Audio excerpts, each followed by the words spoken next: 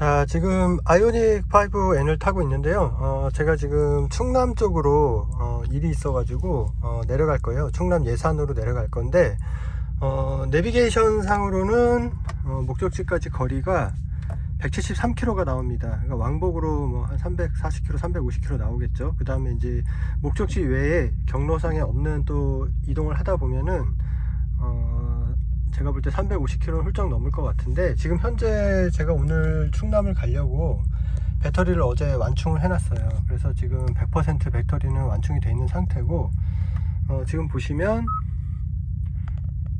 예상 주행 거리가 355km입니다. 근데 과연 실제로 고속도로 위주로 해서 장거리 주행을 갈 때 과연 얼마나 주행을 할 수 있을지, 그리고 이제 중간에 주행거리가 좀 모자라면 또 충전도 해가면서 그렇게 주행을 한번 해보도록 하겠습니다. 사실 아이오닉 5N은 성능이 굉장히 높은 차량이지만 이 차의 성능을 만끽하고 싶으면 사실 서킷을 가야 돼요.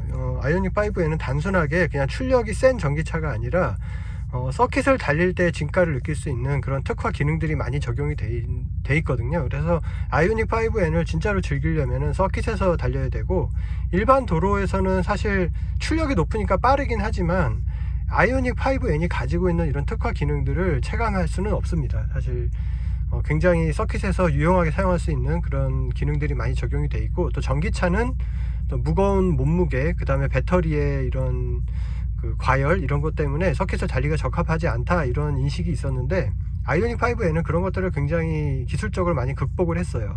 일반 도로에서는 그거를 테스트해 볼 방법이 없고, 또 실제로 그걸 제대로 다 충분히 즐길 수가 없기 때문에 일반 도로에서 탄다 그러면은 일반 보편적인 전기차처럼 굉장히 편안하고 조용하고 그렇게 좀 효율 좋게 그렇게 운행할 수 있는 차가 되겠죠. 그래서 일단은 지금은 서킷이 아니니까 장거리 주행을 갈 때 과연 얼마나 효율적으로 운행을 할 수 있을지 그걸 한번 테스트를 해보도록 하겠습니다. 승차감 같은 것도 보고요. 네, 이제 출발을 했고요. 지금 현재 M모드가 들어가 있습니다. 그러니까 M모드가 들어가 있다 보니까 지금 보면은 소리가 지금 녹음이 되고 있을 텐데 배기음 같은 가상 사운드가 지금 들리고 있어요. 그래서 아무래도 이 상태로 크루징을 하면은 좀 피곤하겠죠. 막 달리는 상황도 아니잖아요. 그래서 좀 피곤하고 이러니까 소리도 좀 없애고, 그 다음에 악셀 반응도 지금 되게 즉각적이고 응답이 좀 날카롭거든요. M모드니까.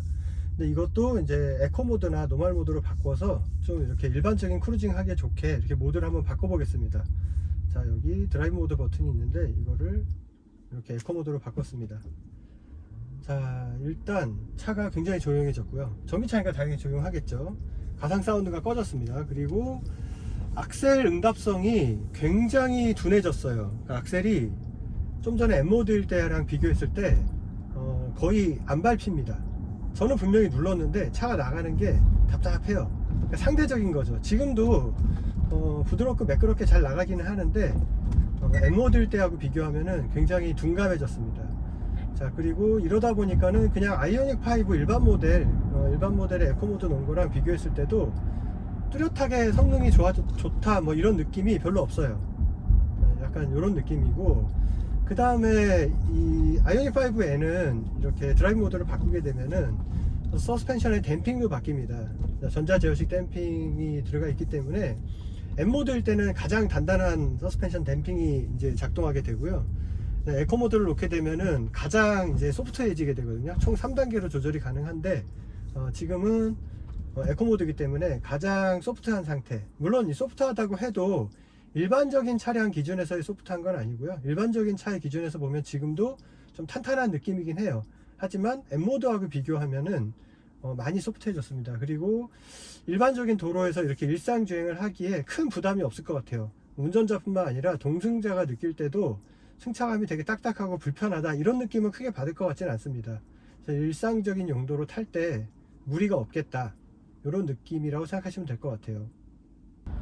자, 이제 간선도로를 일단 들어왔는데 정체가 좀 되고 있습니다. 여기 정체구간 좀 지나면은 또 이제 교통 흐름이 좋아지긴 할 건데, 일단 간선도로에 들어왔으니까 스마트 크루즈 컨트롤을 써서 운행을 해 볼게요. 자, 스마트 크루즈 컨트롤은 스티어링 휠 리모컨에 있는 이 버튼을 눌러 주시고 원하는 속도로 이 레버를 돌려서 맞춰주시면 됩니다. 지금 여기는 80km 도로이기 때문에 제가 80km에다가 맞출게요. 80km로 맞췄고요. 자, 이 아이오닉 5N에 적용되어 있는 스마트 크루즈 컨트롤은 HDA 2.0이 적용이 되어 있기 때문에 차로 변경 보조 기능도 적용이 되어 있고요. 그래서 여러가지 되게 편리한 기능들을 사용할 수가 있습니다. 일단 기본적으로 어댑티브 크루즈 컨트롤이 적용이 되어 있기 때문에 차간거리 설정을 해 놓으면 이 적정한 차간거리를 자동으로 계속 유지해 줘서 내가 직접 악셀을 조작하거나 브레이크를 조작할 필요 없이 완전 정차까지 다 지원해서 앞차가 이제 정차를 하면 정차를 했다가 또 출발을 하면 자동으로 출발까지 해주는 이런 편리하게 운행이 가능하고요. 그 다음에 차로 유지 능동 보조 기능도 적용이 되어 있기 때문에 내가 차로를 유지하면서 갈 때 차로를 인식을 해서 그 차로 안에 유지할 수 있도록 스티어링 휠이 계속 개입을 해줍니다. 그래서 편리하게 갈 수가 있는데, 한 가지 아쉬운 점은 이 차로 유지 능동 보조 기능은 스티어링 휠을 일정 시간 동안 잡지 않고 있으면 경보를 울리면서 기능이 해제가 되거든요. 근데 이 핸들을 잡고 있다라는 걸 인식하는 기능이 두 가지가 있습니다. 하나는 이 스티어링 휠에 이제 센서가 내장이 돼 있어서 요거를 이렇게 터치를 하면 그 터치를 인식하는 방식이 있고요.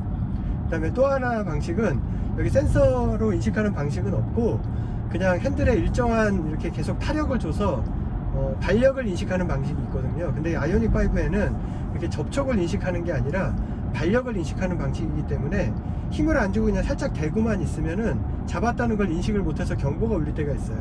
그래서 일정하게 또 타력을 이렇게 줘야만 핸들을 잡고 있다는 걸 인식한다는 거, 그게 살짝 조금 아쉽고요. 그 다음에 차로 변경 보조 기능이 또 있는데, 이 차로 변경 보조 기능은 이렇게 스마트 크루즈 컨트롤을 이용해서 주행을 하다가 내가 원하는 차로로 변경하고 싶을 때 해당 차로로 깜빡이, 그러니까 방향 지시등만 점등을 해주면은 자동으로 현재 차로가 실선 구간인지 점선 구간인지 혹은 수축 방향 오고 있는 차가 차로 변경을 하기에 충돌 위험이 있는지 없는지 이런 것들을 전반적으로 다 파악을 해서 자동으로 차로 변경을 해줍니다.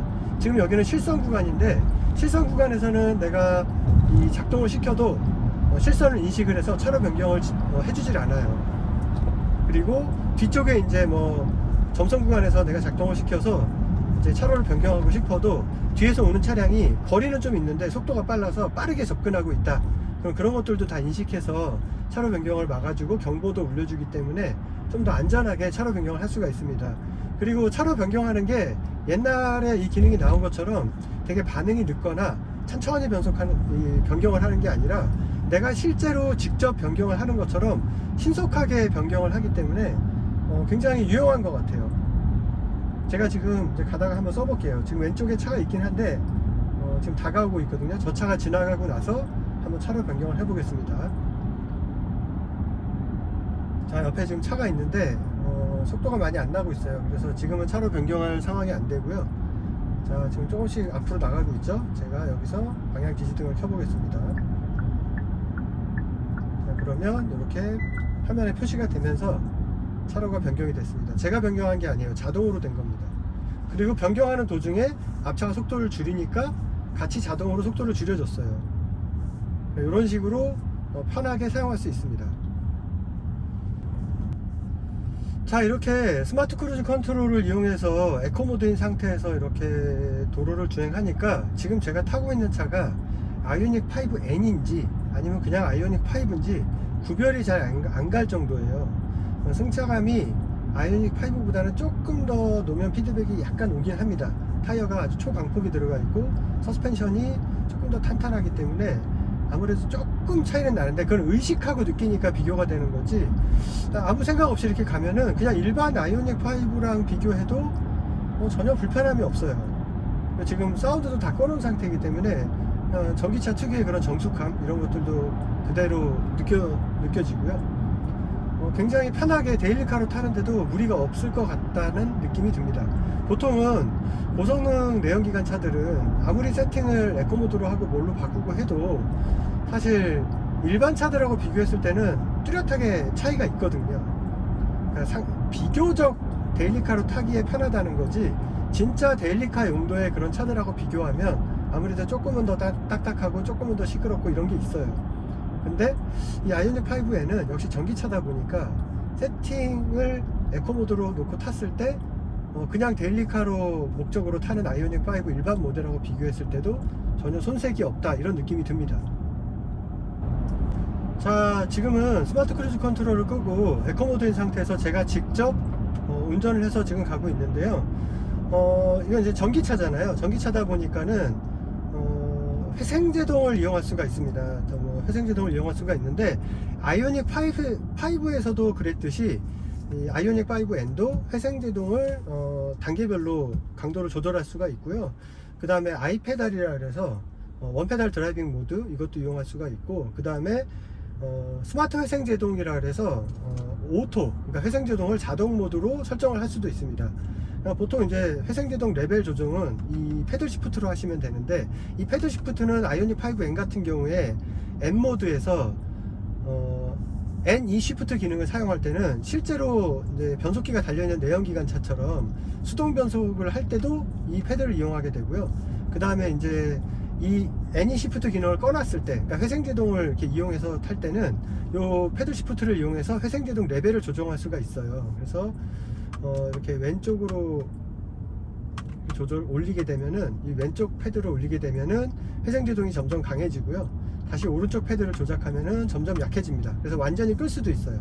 레벨이 0부터 3단계까지 총 4가지로 설정을 할 수가 있습니다. 0으로 해놓으면은 회생제동이 작동이 안 되고 순수하게 타력으로만 주행을 하게 되고요. 그 다음에 이제 레벨 1, 레벨 2, 레벨 3 이렇게 3가지로 하게 되면은 올라갈수록 회생제동이 점점 강해져요. 그러니까 악셀을 띄는 양에 따라서 회생제동이 걸리게 되는데, 이 회생제동은 악셀을 밟을 때와 뛸 때 이렇게 온오프 개념으로 작동하는 게 아니고요. 악셀을 띄는 정도에 따라서 조절이 가능합니다. 그러니까는 회생제동의 기본 강도는 이 패드를 이용해서 조절을 하지만, 실제 세밀하게 회생제동 양을 조절하는 거는 악셀 페달로 하는 거예요. 우리가 브레이크 페달 조작할 때 브레이크 페달을 밟는 양에 따라서 제동력이 조절이 되잖아요. 부드럽게 조작할 수도 있고, 강하게 조작할 수도 있고, 천천히 밟을 수도 있고, 빠르게 밟을 수도 있듯이 회생제동도 똑같습니다. 악셀 페달을 떼는 양으로 회생제동의 강도를 조절할 수가 있어요. 기본 강도는 레벨로 조정을 하고, 그 기본 설정되어 있는 강도 내에서 내가 회생제동 양을 조절할 때는 악셀 페달 띄는 정도를 가지고 조절을 하시면 되는데, 자, 그런데 2가지 기능이 더 있습니다. 그게 뭐냐면 스마트 회생제동 모드하고 아이페달이에요. 아이페달이라는 거는 원페달 드라이빙입니다. 원페달 드라이빙은 뭐냐면 회생제동을 이용해서 완전 정차까지 지원을 하는 겁니다. 그러니까는 회생제동의 최대 제동력을 다 쓸 수 있게 해주고, 그 다음에 완전히 페달을 띄었을 때 차가 완전히 정차된 상태를 유지할 수 있도록, 그러면 일반적인 주행 상황에서는 브레이크 페달 조작 없이 악셀 페달 하나만 가지고 밟았다 띄었다 하는 것으로 이제 주행이 가능한 거죠. 그래서 원페달 드라이빙이라고 하는 거예요. 그걸 이제 이 아이오닉 5N에서는 아이페달이라고 하거든요. 아이페달을 설정하는 방법은 간단합니다. 회생제동을 강하게 설정하는 게 왼쪽 패들이라 그랬잖아요. 왼쪽 패드를 다 올려줘요. 3단계까지 다 올린 상태에서 한 번 더 패드를 조작해주면 여기에 아이페달이라고 맥스라고 표시가 됩니다.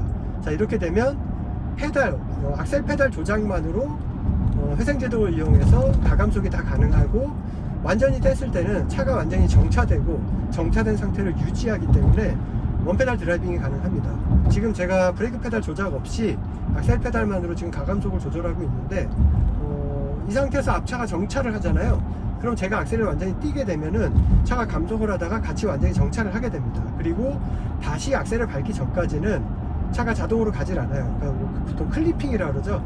이런 크롤링이 작동이 되지 않기 때문에 브레이크 페달을 쓸 일이 없습니다.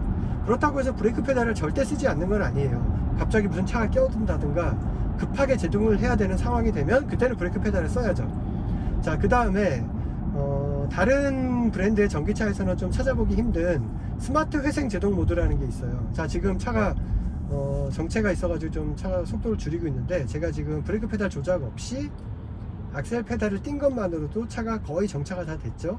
이 상태에서 앞차가 완전히 정차를 하면 저도 한번 정차를 해 보겠습니다.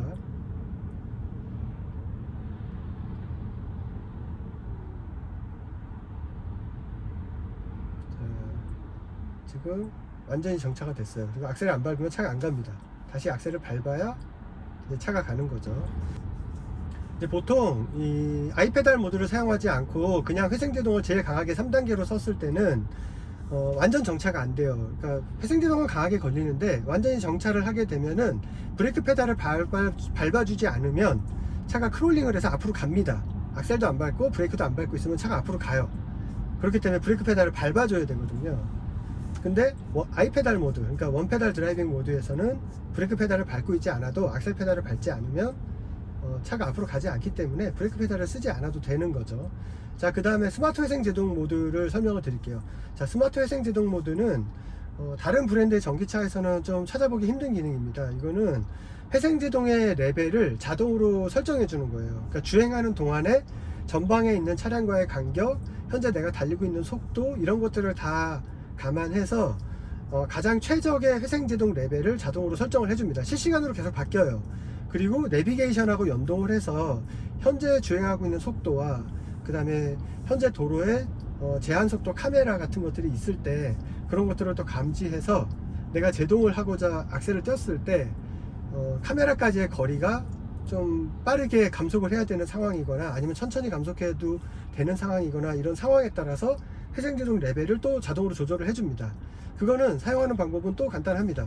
자, 아까 전에 아이페달 같은 경우는 회생제동을 제일 강한 왼쪽 패드를 눌러서 제일 강한 쪽으로 가서 한 번 더 눌러주면 이제 아이페달 모드가 되는데, 여기서 다시 회생제동을 약하게 해줍니다. 우측 페달을 써서 레벨 3, 레벨 2, 레벨 1까지 왔어요. 자, 한 번 더 누르면 회생제동이 꺼져요. 레벨 0이 되거든요.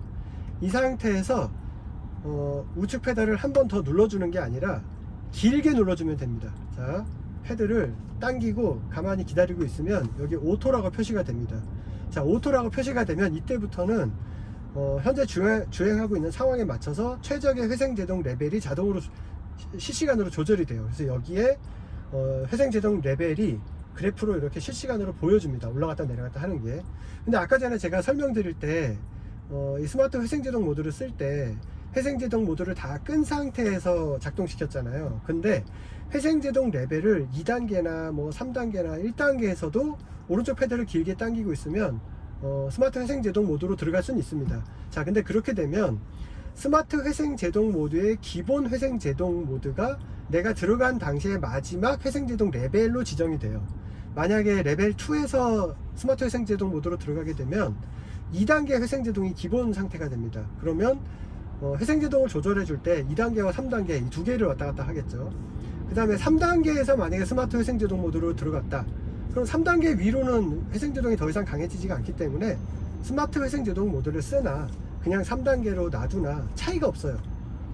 그 다음에 1단계에다 놓게 되면 1단계, 2단계, 3단계를 왔다 갔다 하는 거고요. 근데 제가 0단계에서 레벨 0에서 스마트 회생제동 모드를 쓰시라고 설명을 드린 이유는 0단계에서 설정을 해야 0에서부터 3단계까지 계속 실시간으로 움직일 수가 있거든요. 그러니까 가장 작동 제어 범위가 넓어지는 거죠. 스마트 회생제동 모드라는 게 주행 상황에 따라서 타력으로 가든 회생제동을 약하게 걸든 강하게 걸든 이런 거를 지능적으로 제어하라고, 자동으로 제어해 달라고 쓰는 건데, 굳이 회생제동 레벨을 2단계나 뭐 1단계나 이런 데 놓고 설정할 필요가 없겠죠. 회생제동 모드는 0에다 놓고 스마트 회생제동 모드를 쓰시는 게 가장 이 기능을 적극적으로 활용할 수 있는 거다라고 생각하시면 되겠습니다. 자, 지금 제가 스마트 회생제동 모드를 설정해 놓은 상태에서 앞차하고 간격이 어느 정도 지금 거리가 있고요. 천천히 가고 있는데, 여기서 제가 악셀을 띄게 되면 이 차 속도하고 저 차 속도하고 비교를 해서 지금 감속이 필요한 상황이 아니잖아요. 그러니까 좀 더 효율적으로 주행하려면, 배터리 효율을 높이려면 결국은 타력으로 가는 게 더 유리하거든요. 그러니까 보통 중립주행이라고 그러죠.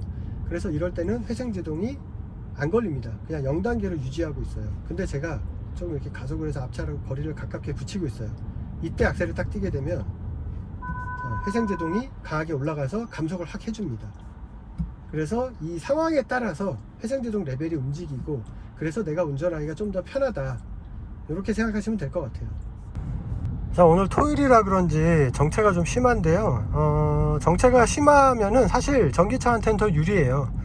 회생제동으로 배터리를 다시 뭐 충전하는 그 효율도 좋아지고 에너지 소비 효율도 좋아지기 때문에, 그래서 전기 모터가 내연기관과 다른 게, 내연기관은 사실 고속주행할 때 효율이 더 좋은데 전기 모터는 도심 주행에서 효율이 더 좋거든요. 그래서 이렇게 정체가 많다 보니까 속도를 많이 못 내고 가다서다를 반복하고 이러면 전기차의 배터리 효율은 그만큼 더 좋아집니다. 그래서 출발할 때 배터리가 100%인 상태에서 예상 주행 가는 거리가 350km 정도였는데 지금 배터리가 96%까지 줄었거든요. 그런데 예상 주행 가는 거리는 383km로 오히려 늘어났습니다.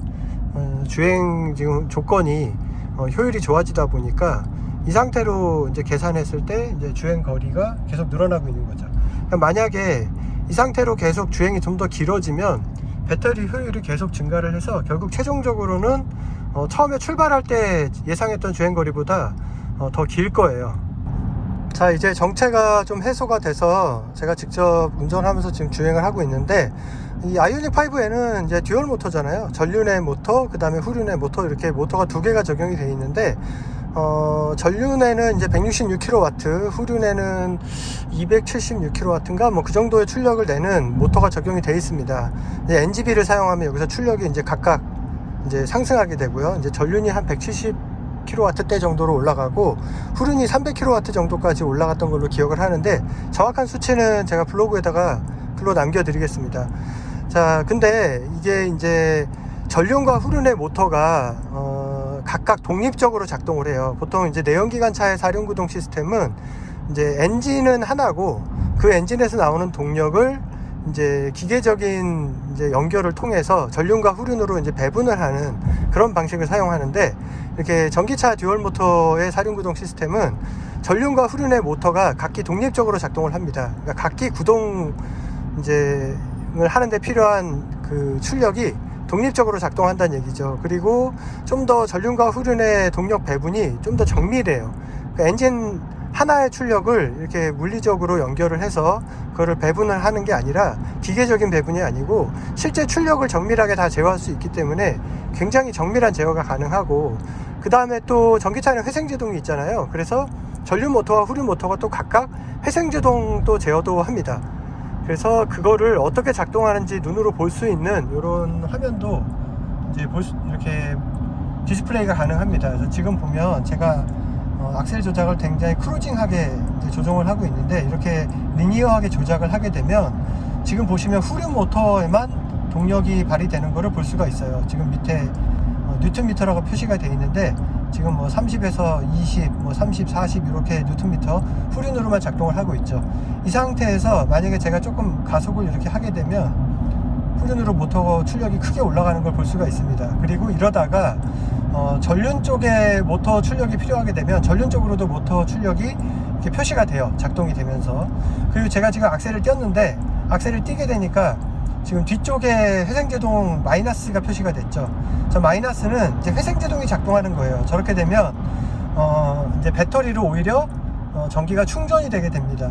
그리고 앞쪽에 0이라고 표시가 되어 있는 거는 지금 이제 기어가 빠진 상태, 그러니까 중립 상태나 마찬가지예요. 그러니까 전륜이 모터와 구동축이 연결이 되지 않고 그냥 코스팅이 되고 있는 상태죠. 그리고 이제 만약에 전륜에도 구동축이 연결이 되게 되면은 악셀을 밟으면 토크가 올라가고 악셀을 띄게 되면 또 이렇게 또 회생제동이 걸리고 이렇게 됩니다. 근데 지금은 이제 에코 모드니까 최대 효율 모드로 이렇게 작동을 하는데 만약에 M 모드를 사용하게 되면, 자 지금 제가 M 모드를 눌러 볼게요. 자 그러면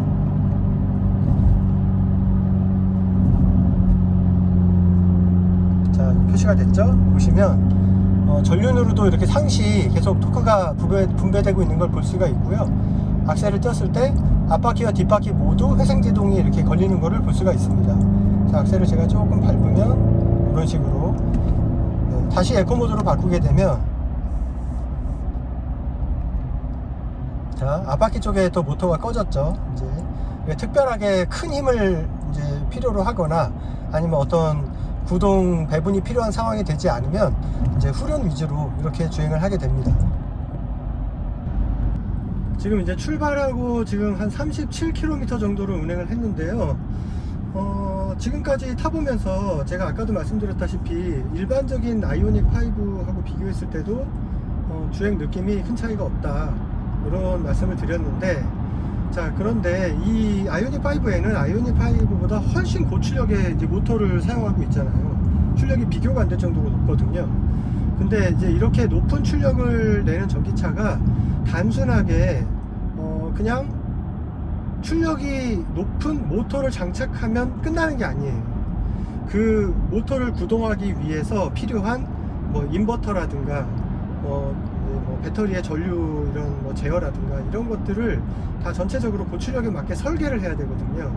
그래서 고출력으로 설계된 전기차가 당연히 좀 더 상대적으로 낮은 출력의 전기차보다 효율이 낮을 수밖에 없습니다. 자, 그런데 그러면 이렇게 고출력 전기차의 효율을 높이기 위해서는 뭔가 특별한 방법이 있어야겠죠.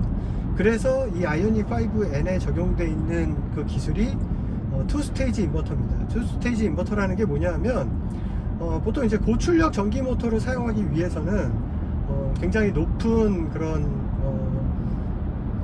전압을 사용하거나 아니면은 인덕턴스를 조절을 해서 전류 대비 토크의 양을 증대시켜서 출력을 높여야 되는데, 그렇게 되면은 전압을 높이는 것 같은 경우는 이제 배터리라든가 셀의 설계 이런 거에 따라서 어느 정도 한계가 있기 때문에 무작정 올릴 수가 없어요. 거기서 무작정 올려버리면 또 낮추는 게 문제가 되기 때문에 또 오히려 더 역효과가 생깁니다. 그리고 인덕턴스 같은 경우도 또 무리해서 또 이렇게 전류량 대비 토크를 증대시키다 보면은 전류량이 너무 커져 가지고 효율이 굉장히 많이 떨어지게 됩니다. 자, 그래서 그런 것들을 감안해서 이제 현대차가 이제 고안을 해낸 게 투스테이지 인버터예요. 투스테이지 인버터라는 게 뭐냐 하면 인버터를 두 개를 적용을 해서 효율적인 운행이 필요할 때는 인버터 한 개만 작동시키고 고출력이 필요할 때는 인버터 두 개를 작동시켜서 출력에 대응을 하는 그런 방식으로 되어 있습니다. 그러다 보니까 이렇게 아이오닉 5N 같은 이런 고출력 전기차도 이렇게 일상적인 주행에서는 인버터를 한 개만 작동시켜서 효율을 만족시키고, 그 다음에 고출력이 필요할 때는 인버터 두 개를 작동시켜서 또 고출력에 대응을 하고, 이렇게 만들어 놓은 거예요. 그래서 아이오닉 5N을 타고 이렇게 데일리카로 사용하고 이렇게 투어링을 하고 이럴 때 이렇게 효율을 중시하는 주행을 할 때는 인버터 한 개만 사용해서 최적의 효율로 주행을 할 수 있도록 해주고, 뭐 서킷을 가거나 뭐 이렇게 해서 아주 막 다이나믹한 달리기를 해서 출력을 다 뽑아서 쓸 때, 이럴 때는 인버터가 두 개가 다 작동이 돼서 이제 출력을 확 끌어올리는 그런 방식을 사용하는 거죠. 그러니까 효율과 출력의 두 가지 조건을 다 양립하도록 그렇게 되어 있습니다. 사실 이 기술은 EV6 GT에 먼저 적용이 된 바 있는데 아이오닉 5N에서는 좀 더 그거보다 좀 더 다듬어져서 업그레이드 돼서 적용이 됐다고 합니다. 그리고 이 전기 모터가 고출력을 내기 위해서는 그만큼 이제 뭐 열이 많이 나게 되고, 그 다음에 속도를 많이 높이기 위해서는 이제 전기 모터 회전수를 늘려야 돼요. 이제 내연기관차 같은 경우는 엔진의 회전수는 어느 정도 정해 놓고 속도를 올리는 거는 이제 변속기에서 감속비를 조절을 해서 이제 올리게 되잖아요. 1단, 2단, 3단, 4단, 5단 이렇게 올리면서, 그래서 각 속도 영역에 맞는 이제 감속비를 이제 변속기를 이용해서 세팅을 할 수가 있는데, 이 전기차 같은 경우는 물론 전기차 중에서도 변속기가 적용이 된 차가 있습니다. 타이칸 같은 차는 2단 변속기가 적용이 돼 있죠. 그런데 이제 변속기가 적용되어 있지 않은 이런 아이오닉 5N 같은 이런 전기차는 감속기만 적용이 돼 있거든요. 그러니까 감속기 하나를 가지고 그냥 바퀴를 구동하는 거기 때문에 속도를 올리면 올릴수록 뭐 기어를 바꾸거나 이런 게 없어요. 그냥 모터의 회전수를 올려서 역시 구동의 회전수를 올려야 됩니다. 그러니까 속도를 많이 내려면 그만큼 모터가 많이 회전을 해야 돼요.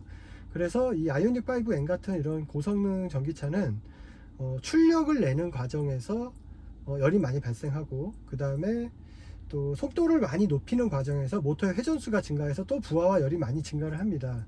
그래서 그런 것들을 또 매니지먼트 하기 위해서 또 쿨링을 해줘야 되잖아요. 그걸 하기 위해서 일반적인 전기 모터 같은 경우는 하우징에 냉각수가 이렇게 흐르게 돼 있어요. 그래서 열을 좀 관리하게 돼 있는데, 이 아이오닉 5N 같은 경우는 그런 열들을 좀 더 적극적으로 이제 관리하기 위해서 하우징에만 냉각수가 흐르는 게 아니라 모터 내부, 베어링 이런 쪽, 뭐 이 안쪽, 그 안쪽 내부에 직접적으로 냉각을 해주는 오일, 그러니까 냉각 오일을 이렇게 좀 뿌려주는 그런 기능이 적용이 되어 있습니다. 그 파이프가 아예 심어져 있어요. 그런 걸 이용해서 모터 온도를 조절을 할 수가 있기 때문에 그래서 가혹한 주행을 해도 모터가 어느 정도 과열되지 않고 계속해서 고출력과 효율을 낼 수 있게 해주는 거죠. 물론 이렇게 일상적인 주행을 할 때는 그런 냉각 장치들이 크게 작동할 필요가 없겠죠. 이제 뭐 서킷을 달린다든가 뭐 아주 고속으로 막 속도를 올린다든가 이럴 때 이제 사용하게 될 겁니다. 이런 모터의 온도 관리뿐만 아니라 일단 배터리, 사실 전기차, 고성능 전기차가 서킷을 달리거나 이렇게 다이나믹한 주행을 할 때 가장 걸림돌이 되는 게 배터리 과열이거든요. 우리 왜 핸드폰으로 좀 고사양 게임 같은 것만 좀 오래 해도 핸드폰 뜨거워져 가지고 막 성능 저하되고 이러잖아요. 이제 더 오래 쓰면은 막 핸드폰이 꺼지기도 하고, 배터리가 또 이제 과열이 많이 되면은 또 손상이 가거나 배터리 수명이 또 악화되거나 이럴 수도 있거든요. 전기차도 똑같아요. 그래서 이런 온도를 이제 관리하기 위해서 여러 가지 냉각 대책들을 사용하고 있지만, 그럼에도 불구하고 고성능 전기차를 가지고 서킷을 주행을 해보면 몇 바퀴 못 돌고 그냥 과열돼 가지고 퍼져버립니다. 림프 모드로 들어가 버리는데, 아이오닉 5에는 그런 것들을 또 관리할 수 있도록 모터뿐만 아니라 배터리도 냉각 대책들이 또 철저하게 만들어져 있어요. 뭐 냉각수를 이용한 것만으로는 부족하기 때문에 배터리를 이제 냉각하기 위해서 냉매를 이용한 그런 냉각 시스템을 구축하고 있고요. 우리 보통 에어컨 사용하면 냉매를 이용해서 찬바람이 나오잖아요. 그런 것처럼 배터리에다 에어컨 달았다고 생각하시면 됩니다. 자, 그런데 그거를 또 무작정 장착해 놓고 그냥 끝내는 게 아니고, 상황에 따라서 배터리 온도를 최적으로 관리해주는 매니지먼트 소프트웨어가 또 적용이 돼 있어요. 그래서 N 배터리 컨디셔닝이라 그래가지고 뭐 여러 가지 기능들이 있습니다. 뭐 그 상황, 주행하는 상황에 따라서 내가 설정을 해서 배터리 온도 관리를 이제 할 수가 있고요. 보통 이제 내가 주행하기 전에 미리 매니지먼트 하는 기능도 있고, 주행하는 동안 또 매니지먼트 하는 기능이 있고, 그런 것들은 또 뒤에서 나중에 아이오닉 5N의 이런 특화 기능을 설명할 때 또 다시 자세하게 제가 설명을 드리도록 하겠습니다. 자, 이제 좀 정체가 많이 풀려가지고요, 외곽으로 많이 나오니까 이제 좀 속도를 좀 이제 제 속도를 내고 있습니다.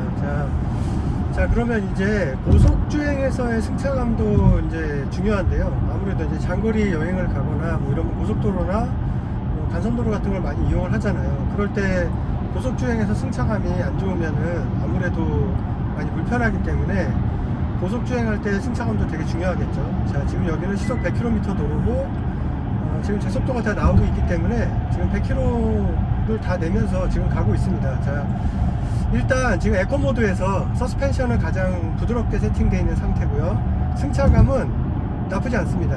좀 탄탄한 느낌이 있어요. 탄탄한 느낌이 있지만 불쾌한 느낌은 상당히 잘 걸러내주고 있고요. 노면 피드백이 있긴 하지만 불쾌하다거나 불편하다거나 그런 느낌은 별로 없습니다. 운전석에서만 느끼는 게 아니라 동승석에서도 크게 불편할 것 같지 않아요. 이 정도면 승차감은 만족스럽다라고 말씀을 드릴 수 있을 것 같습니다. 노면에 약간씩 굴곡이 있는데 이런 굴곡을 처리하는 느낌도 굉장히 안정적이고, 운전 자세도 되게 편안합니다. 특히 지금 1열에 적용되어 있는 N라이트 버킷 시트, 이 아이오닉 5에는 N라이트 버킷 시트가 기본 적용이 되어 있는데, 이 N라이트 버킷 시트가 일상적인 주행할 때는 불편하지 않을까? 불편하지 않습니다. 굉장히 편해요. 쿠션도 딱딱하다는 느낌 없고요. 지금 1시간 정도 운행을 하고 있는데 엉덩이도 전혀 아프지 않고, 허리도 잘 감싸주고 편안합니다. 괜찮은 것 같아요. 물론 이제 체구가 좀 크신 분들, 좀 이렇게 좀 살집이 있으신 분들은 조금 꽉 조여진다 이런 느낌이 들 수 있는데, 표준 체형으로 놓고 봤을 때는 불편하지 않을 것 같아요. 굉장히 편합니다.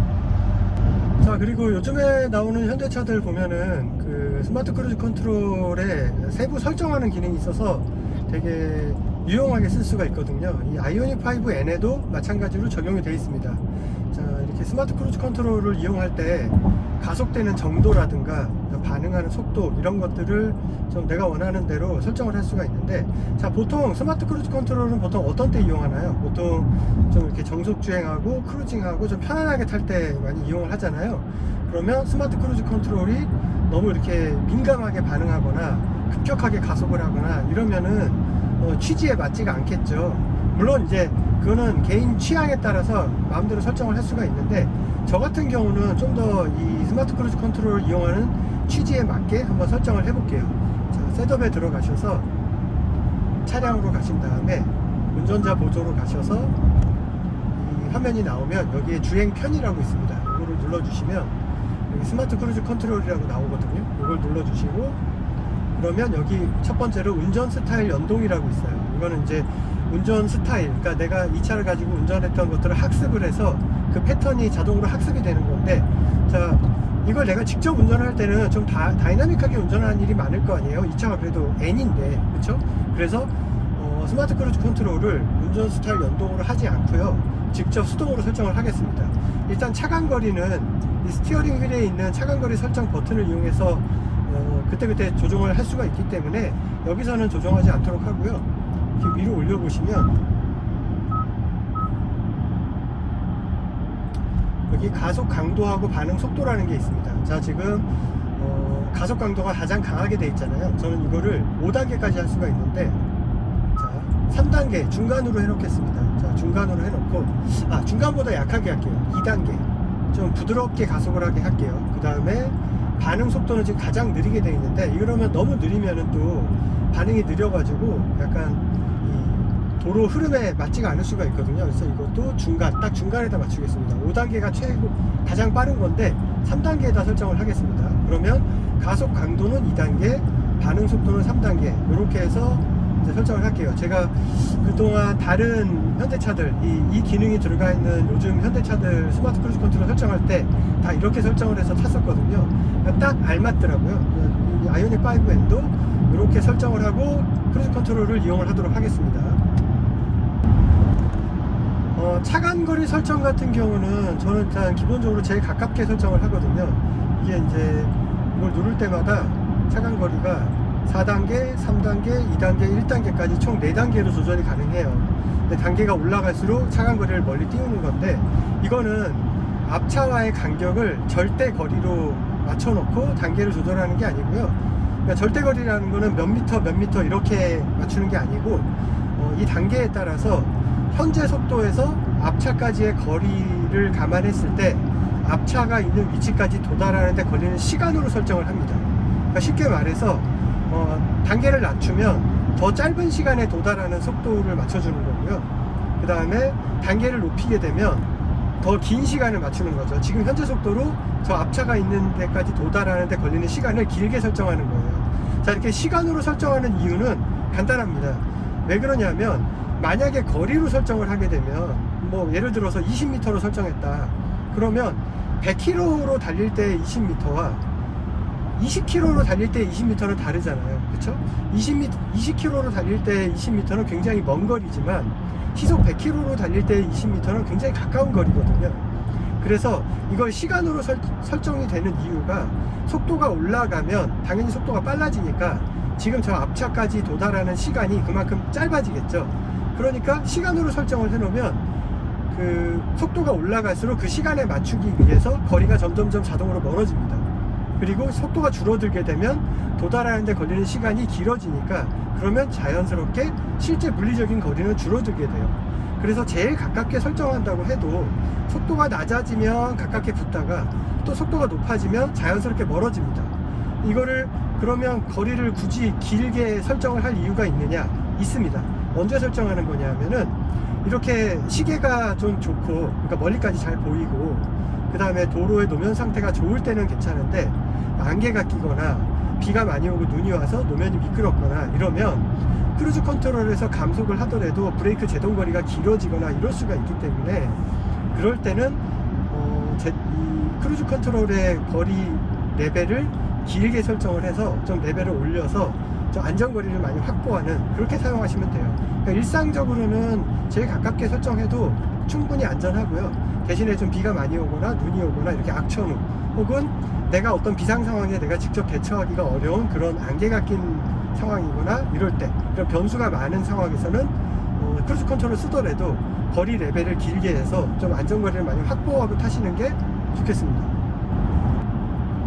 자, 이제 지금 뭐 계속 원활하게 잘 가고 있습니다. 근데 제가 계속 에코 모드에서 아까 승차감 말씀을 드렸는데, 자, 그렇다면 서스펜션을 가장 강하게 했을 때는 승차감이 어떨까요? 제가 한번 해볼게요. 지금 제가 M모드로 한번 바꿔보겠습니다. 이제 설정에 들어가서 서스펜션을 직접 설정해도 되는데 그냥 버튼 하나면 바로 M모드에서 서스펜션이 가장 강해지니까요. 자, M모드로 눌렀습니다. 자, 크루즈 컨트롤은 해제가 됐고요.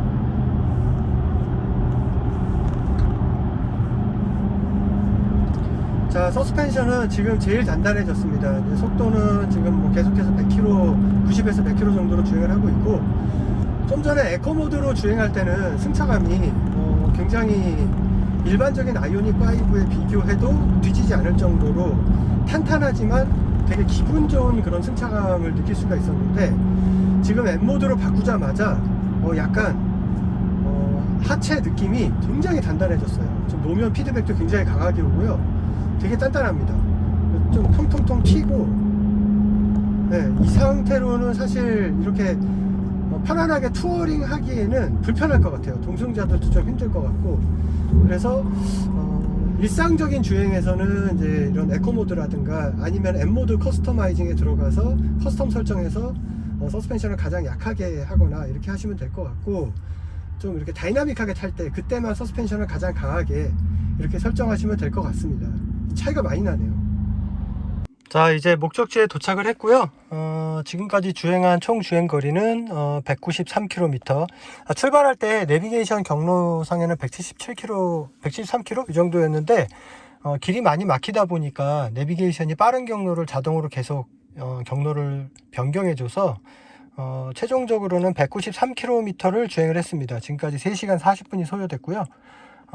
연비는 트립상으로 킬로와트당 5.5km, 그러니까 1kW 전력으로 5.5km를 주행을 했고, 최종적으로 현재 남아있는 배터리 잔량은 61%, 그리고 남은 배터리로 주행할 수 있는 예상 주행거리는 249km입니다.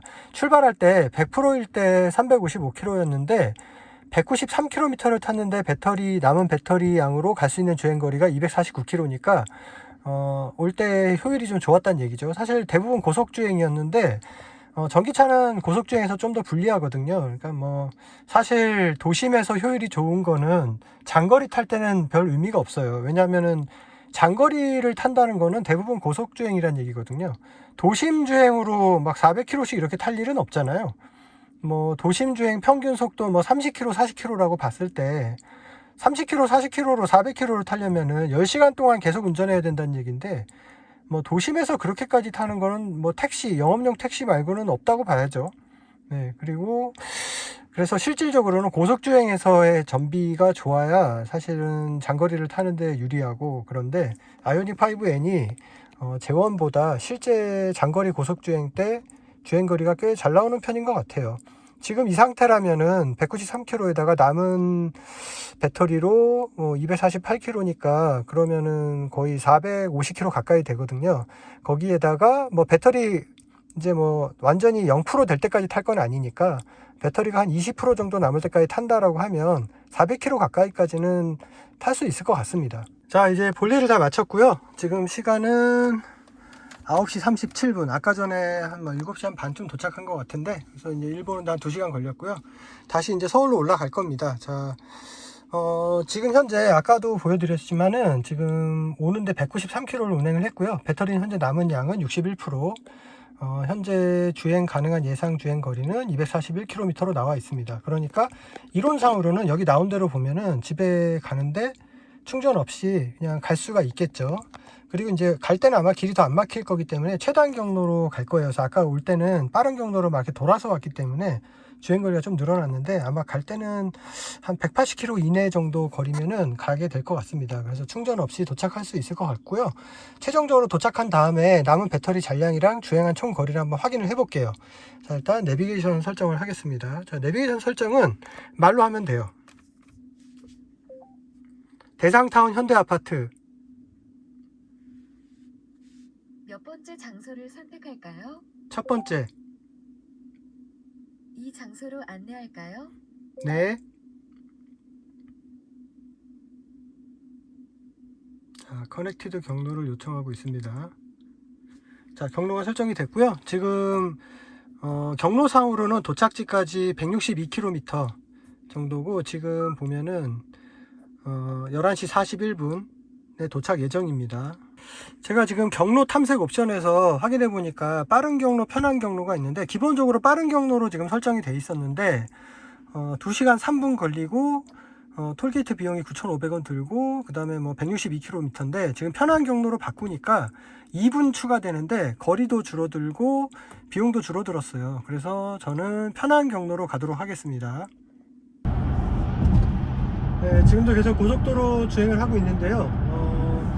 교통 흐름이 워낙 좋다 보니까 지금 속도를 그냥 100km에 맞춰놓고 거의 속도 변화 없이 계속 쭉 가고 있어요.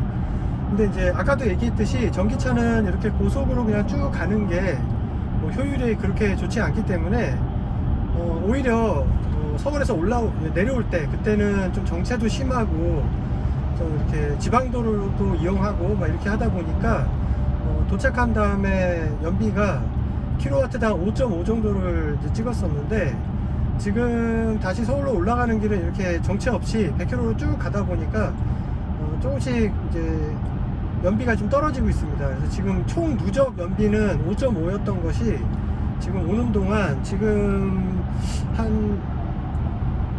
지금 현재 251km 탔거든요. 그러니까 출발할 때 190km대였으니까 한 60km 정도 운행을 했는데 지금 5.3까지 떨어졌어요. 그리고 돌아올 때, 그러니까 다시 서울로 향하는 그때만 따지면 보겠습니다.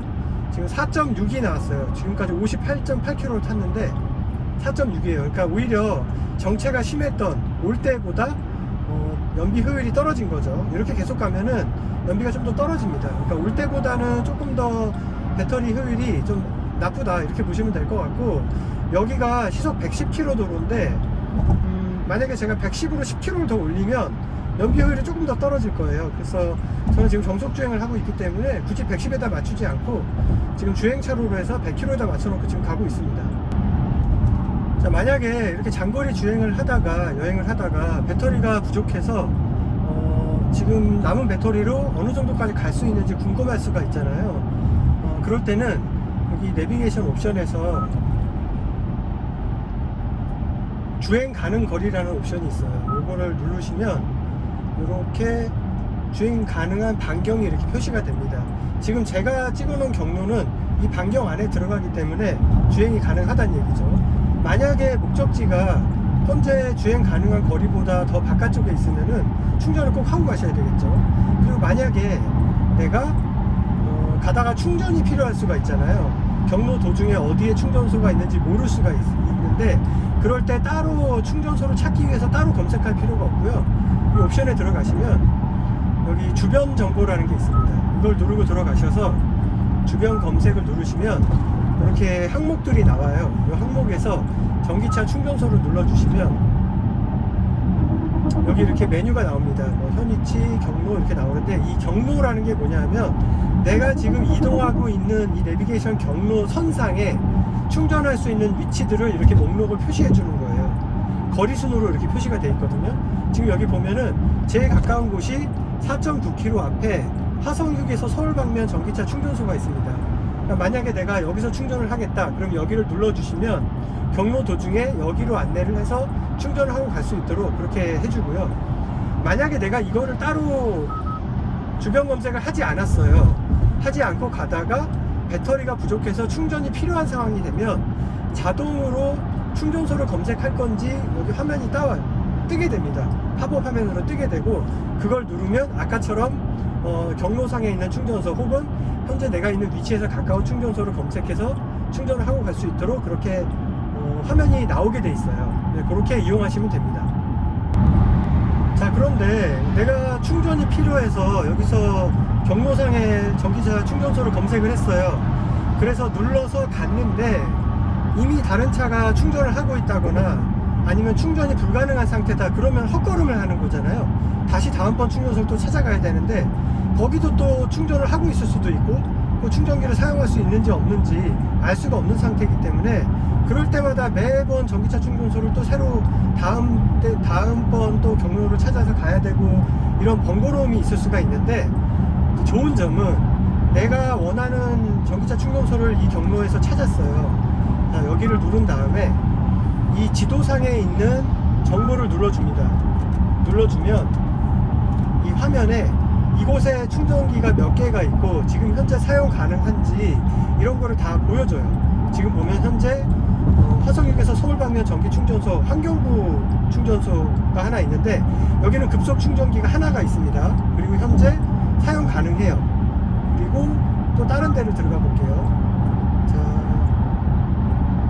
매송역에서 서울 방면 전기차 충전소가 있습니다. 여기를 가보면 여기서 또 지도 화면에서 정보 화면을 클릭을 하면 자, 여기는 급속 충전기가 지금 6개가 사용 가능합니다.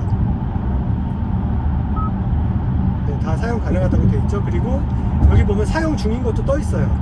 지금 사용 중이고 이 사용 중인 충전기는 현재 사용한 지 19분이 경과됐습니다. 그러니까 지금 갔을 때 이곳은 19분밖에 안 됐기 때문에 여기는 내가 지금 들어간다고 해도 기다려야 되겠죠. 하지만 비어있는 충전기가 많이 있으니까 여기는 그냥 바로 가서 충전을 할 수 있다는 뜻이에요. 그러니까 이런 식으로 현재 내가 가고 싶은 충전소의 충전기 상태, 바로 충전이 가능한지 이런 걸 다 확인을 하고 갈 수가 있으니까 굉장히 편리합니다. 자, 이제 서서울 톨게이트를 지나고 있습니다. 지금 하이패스를 지나고 있는데요. 자, 이 아이오닉 5에는 하이패스가 기본적으로 내장이 돼 있어요. 네, 지금 보시면은 지금 결제된 금액도 안내를 해주고 오늘 사용한 총 금액도 안내를 해주고 뭐 이런 식으로 자세하게 안내를 해줘요. 근데 자체 하이패스인데, 자, 근데 요즘에 나오는 현대차들 하이패스를 보면 기능이 업그레이드가 돼서 내가 하이패스를 이용한 경로라든가 위치, 시간 이런 것들을 다 확인할 수가 있습니다. 자, 여기 옵션에 가셔서 여기 하이패스가 있어요. 하이패스로 가시면 내가 하이패스 결제를 한 곳들이 이렇게 다 저장이 돼 있어요. 날짜하고 시간 다 나오고요. 여기에 지도까지 표시가 됩니다. 자, 그러면 제가 이걸 왜 보여드리냐면, 자, 내가 어디 지방이나 이런 데를 뭐 왔다 갔다 하느라고 하이패스를 통과를 했는데 내가 어디 갔다 왔는지 좀 이렇게 다른 사람한테 알려주고 싶지 않을 때 있잖아요. 그럴 때 보통 이제 내비게이션 경로만 이제 지우고 막 이러시는 분들이 있는데, 자, 아이오닉 5에는 하이패스 경로도 지워줘야 됩니다. 하이패스 정보, 결제 정보를 지워주지 않으면 이제 내가 어디 다녀왔는지 이런 거를 알고 싶어 하는 사람이 차에 와서 이 하이패스 결제 정보를 확인해 보면 언제, 며칠 날, 몇 시에 어디를 지나갔는지 다 확인이 돼요. 그러니까 이거를 지우려면 이 정보에 들어와서 여기 메뉴로 들어간 다음에 결제 이력 삭제를 눌러줘야 됩니다. 그래서 전체 선택하시고 삭제하시면 이렇게 삭제해서 결제 이력이 없어져요. 그러면 누가 들어와서 확인하고 싶어도 내가 어느 하이패스를 며칠 날 몇 시에 어디를 지나갔는지 확인할 수가 없는 거죠. 이거를 꼭 알고 계셔야 됩니다. 자, 그리고 이 아이오닉 5N에는 옵션으로 디지털 카메라 미러를 선택할 수가 있어요. 근데 이 카메라 미러를 선택하게 되면은 후방에 있는 스포일러 밑에 있는 카메라를 이용을 해서 이제 후방을 이 룸밀러로 보여주는데, 보통 이제 룸밀러라고 많이들 부르는데 정확한 명칭은 이제 리어뷰 미러죠. 근데 이 리어뷰 미러에서 보여주는데 이게 카메라가 아니라 그냥 거울 방식 그 미러로도 사용을 할 수가 있거든요. 이 레버를 이용해서 조정하면 됩니다. 이 레버를 밀면 일반 거울 방식 이제 리어뷰 미러가 되고, 이걸 이렇게 당기면 카메라를 이용해서 리어를 보여주는데, 자, 보세요. 지금 야간인데 뒤에 있는 차에 안에 있는 탑승하고 있는 사람이 잘 안 보입니다. 거울로 봤을 때는. 그쵸? 안에가 어두우니까 잘 안 보이는데 카메라 미러로 이렇게 보시게 되면 안에 타고 있는 사람이 다 보여요. 노출 보정이 돼 가지고, 그래서 안에 있는 사람이 무슨 행동을 하는지 이런 것들 표정까지도 보이거든요.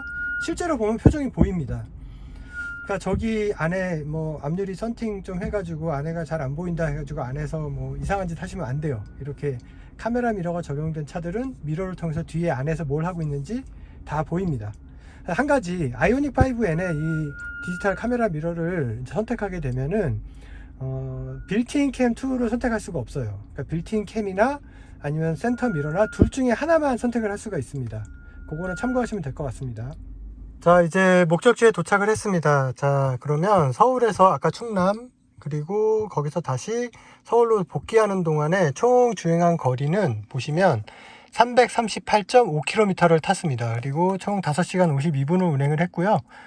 평균 연비는 킬로와트당 5.3km 이렇게 나왔어요. 그리고 현재 남아있는 배터리 잔량은 25%가 남았습니다. 그리고 남아있는 배터리로 운행할 수 있는 예상 주행 거리는 101km.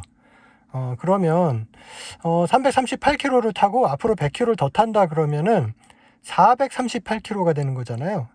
뭐 실제로 배터리가 이제 완전히 0%가 될 때까지 탈 건 아니니까 배터리 10%나 뭐 이 정도까지 탄다고 했을 때 지금 338이니까 앞으로 50km 정도 더 타면 380, 뭐 조금 더 타면은 한 400까지도 탈 수는 있을 것 같아요. 지금 이게 고속도로 주행 기준이거든요. 거의 대부분이 이제 고속 주행이었는데 이 아이오닉 5N의 공인 연비는 복합 기준으로 3.7입니다. 킬로와트당 3.7km고 도심에서는 4km, 그 다음에 고속도로에서는 3.4km인가 그럴 거예요. 그리고 주행 1회 충전으로 주행 가능한 거리는 복합이 아마 350km 정도 될 거고요. 고속도로 기준에서는 330km 정도 되는 걸로 알고 있습니다.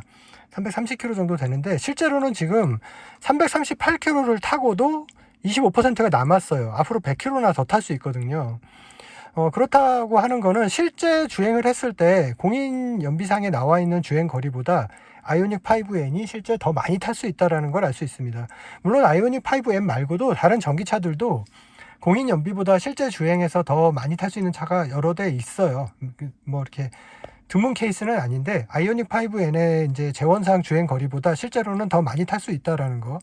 이게 중요한 게 장거리는 사실 대부분 고속도로 주행이 많거든요. 장거리를 타는데 도심으로 장거리 탈 일은 별로 없잖아요. 거의 없죠. 영업용 차량이 아닌 이상. 사실은 고속도로 주행에서의 효율이 되게 중요한데 고속도로 위주로 주행을 했을 때 지금 보면 5km 이상의 연비가 나온 거는 아이오닉 5N이 공인 연비상의 고속도로 주행 연비가 3.4인 거와 비교하면 상당히 효율이 잘 나왔다. 이렇게 볼 수가 있고요. 자, 이제 충전기 연결을 했고요. 25%에서 완충되는 데까지 걸리는 시간은 지금 완속 충전기를 연결을 했는데 11시간이 이제 소요된다고 이렇게 화면이 떴어요. 그러니까 예상 완충 시간이 11시간이고요. 지금 자정이니까 내일 정오쯤 되면은 다 완충이 돼 있을 것 같습니다.